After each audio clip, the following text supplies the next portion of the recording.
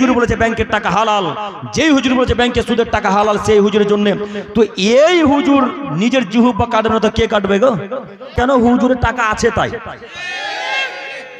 আপনার হুজুর বলছে এই মতো, আমার মতো একটা কাগজ ধরিয়ে দেওয়া হয়েছে, তাই না? আপনার হুজুরকে এইভাবে একটা কাগজ ধরিয়ে দিয়ে বলছে যে হুজুর, ব্যাংকে যে টাকা রাখা হয় ওই টাকা রাখার পর কিছু টাকা ইন্টারেস্ট বাড়ে, মাসে মাসে কিছু টাকা বাড়ে, তো হুজুর ওই টাকা কি নেওয়া জায়েজ? তো হুজুর বলছে হ্যাঁ, নির্দ্বিধায় জায়েজ। হুজুর বলছে নির্দ্বিধায় জায়েজ। আজ পর্যন্ত কোন মানুষের মুখে, কোন আলেমের মুখে শুনেছেন যে ব্যাংকের সুদের টাকা হালাল? কারোর মুখে শুনেছেন? কিয়ামত পর্যন্ত শুনতে পাবেন না ইনশাআল্লাহ, কিয়ামত পর্যন্ত পাবেন না। কেন? ব্যাংকের টাকা হারাম। ব্যাংকের সুদের টাকা কি হারাম? ব্যাংকের সুদের টাকা হারাম। হুজুর বলেছে ব্যাংকের সুদের টাকা হালাল, কেন? হুজুরের টাকা আছে তাই। হুজুরের খোঁজ খবর নিয়ে দেখেন ওর টাকা ব্যাংকে অনেক আছে তাই বলেছে হালাল, নইলে নিচে নিতে পাবে না। যে ওই বীরের মতোই হলো, হ্যাঁ, গুলের মতোই হলো। হুজুরকে প্রশ্ন করাচ্ছে হুজুর গুল খাওয়া কি হারাম? কে বলেছে হারাম? গুল খাওয়া মাকরু। তো কেন মাকরু বলছে টাকার খোঁজ খবর নিলেন না? হুজুর যে নিজে খায়, হুজুর নিজে খায় তাই বলেছে মাকরু। যদি এখন হুজুর বলে দেয় মাকরু হারাম, তাহলে নিজে আর হুজুর খেতে পাবে না, তাই না? তাই বলেছে মাকরু। তো এইভাবে ব্যাপারটা এরকমই হলো। ব্যাংকে সুদের টাকা হালাল নয়, ব্যাংকে সুদের টাকা হারাম। এই জন্য একটা হাদিস পেশ করেছিলাম আনাস ইবনে মালিক রাদিয়াল্লাহু তাআলা আনহু থেকে।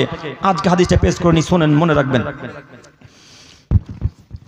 আনাস ইবনে মালিক রাদিয়াল্লাহু তাআলা আনহু বলছেন, আল্লাহ নবী সাল্লাল্লাহু আলাইহি সাল্লাম আমাদেরকে বললেন, পৃথিবীর মানুষ শোনো,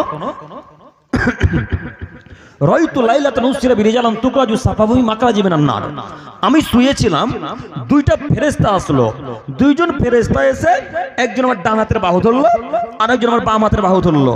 দুইজনে দুই হাতের বাহু ধরে আমাকে উড়িয়ে নিয়ে চলে গেল সম্ভবত শাম বা সিরিয়ার দিকে, যার বর্তমান নাম ফিলিস্তিন। সম্ভবত শাম বা সিরিয়ার দিকে, ফিলিস্তিনের দিকে আমাকে দুইজন ফেরেশতা উড়িয়ে নিয়ে যেতে শুরু করলেন। নিয়ে যেতে যেতে যেতে যেতে যেতে দেখলাম এমন কিছু লোকের পাশ দিয়ে দুইজন ফেরেশতা আমাকে নিয়ে চলে গেলেন যাদের হাতে আছে আগুনের কাঁচি। কিসের কাঁচি? আগুনের কাঁচি।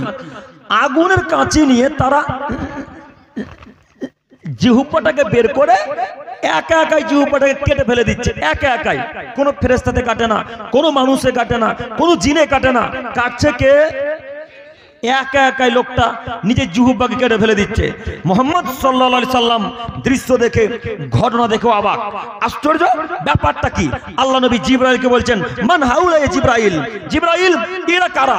এদের এই অবস্থা কেন? একা একাই জিহ্বা কাটছে কেন?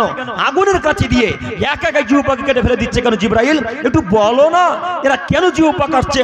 তখন আল্লাহ নবী সাল্লাল্লাহু আলাইহি সাল্লাম বলছেন, আল্লাহ নবী শুনুন, আল খুতাবা মিন উম্মাতিক, এরা আপনার উম্মতের বক্তা সাহেব। এরা আপনার উম্মতের কারা?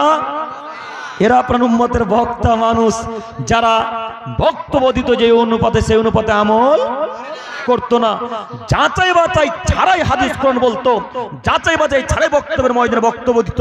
এরা হচ্ছে ওই মানুষ। তো এই বক্তব্যটাকে, এই হাদিসটাকে পেশ করলাম এই জন্য, আপনার হুজুরের জন্য। যেই হুজুর বলেছে ব্যাংকের টাকা হালাল, যেই হুজুর বলেছে ব্যাংকের সুদের টাকা হালাল, সেই হুজুরের জন্য। তো এই হুজুর নিজের জিহ্বা কাটবে না তো কে কাটবে গো? হ্যাঁ, এই হুজুরটা জিহ্বা কাটবে তো কে কাটবে? এরাই তো কাটবে যারা বিবেচনাহীন বক্তব্য রাখে, যাচাই বাছাই ছাড়াই বক্তব্য রাখে, সুদের টাকাকে হালাল করে দেয়। এরাই নিজের জিহ্বাকে কাটবে। মনে থাকবে না ইনশাআল্লাহ? ইনশাআল্লাহ। আপনাদেরকেও বলি, যে বিষয়ে জ্ঞান নেই সেই বিষয়ে কথা বলবেন ইনশাআল্লাহ। আল্লাহ নবী বলছেন, বাল্লিগু আন্নী ওয়ালাউ আয়া। পৃথিবীর মানুষ, পৃথিবীর মানুষ, পৃথিবীর বক্তাগণ নাকি এখানে আছে? বাল্লিগু আন্নী ওয়ালাউ আয়া। পৃথিবীর মানুষ আমার একটা কথা জানা থাকলে জাতির নিকটে বলে দিবে। একটা কথা জানা থাকলে জাতির নিকটে বলে দিবে। এখানে আমাদেরকে বলেনি, এখানে কোনো আলেমকে নির্ধারণ করেনি, কোনো মানুষকে নির্ধারণ করেনি। যে আমার একটা কথা জানে সেই বলবে। মনে থাকবেন ইনশাআল্লাহ? মনে থাকবেন ইনশাআল্লাহ? অতএব যদি একটা কথা জানা থাকে, যেটা জানবেন সেটাই বলবেন। যদি না জানেন তো সে ব্যাপারে মুখ খুলবেন না, মুখ বন্ধ রাখবো। এখন ধরুন আপনি আমাকে একটা প্রশ্ন করেছেন, যে প্রশ্নের উত্তর আমি জানি না। আমি যদি এখন প্রশ্নের উত্তরটা আমার মন গড়া দিয়ে দিই, আমার জাহান্নাম না জান্নাত? তো তো আমি তখন বক্তব্য দিয়ে জাহান্নাম কিনতে এসেছি? আমি তো উত্তর দেব না।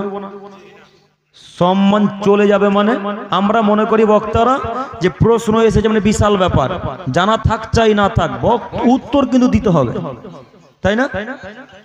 এই নীতি আমাদেরকে ত্যাগ করতে হবে। সম্মানিত দিনী ভাই, এই কথা মনে রাখবেন। সেটা গেল।